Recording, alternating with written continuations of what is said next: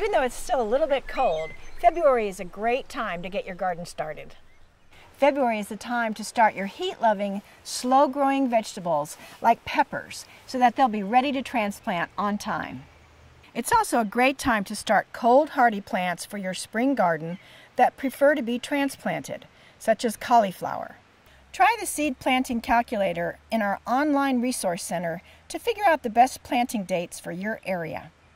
Plant your seeds in soilless seed starting mix such as our quick root, and make sure to give your seedlings sufficient heat, light, and water for healthy, sturdy growth. If perennial vegetables like rhubarb and berries are on your list of what to plant, January and February are a great time to do so.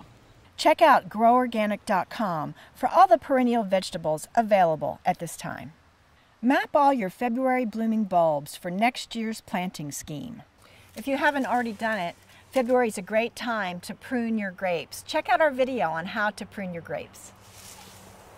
Winter is a great time to take care of your tools and get them ready for the spring. You can clean them, sharpen them, oil them, so that you don't have to waste time, precious time, when it's time to garden.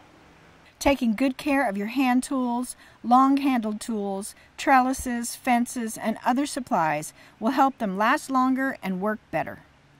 Research and design your irrigation and fertigation systems.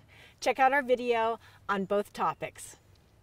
Many of your fruit trees are ready for the third dormant spray. February is the time to do it before bud break.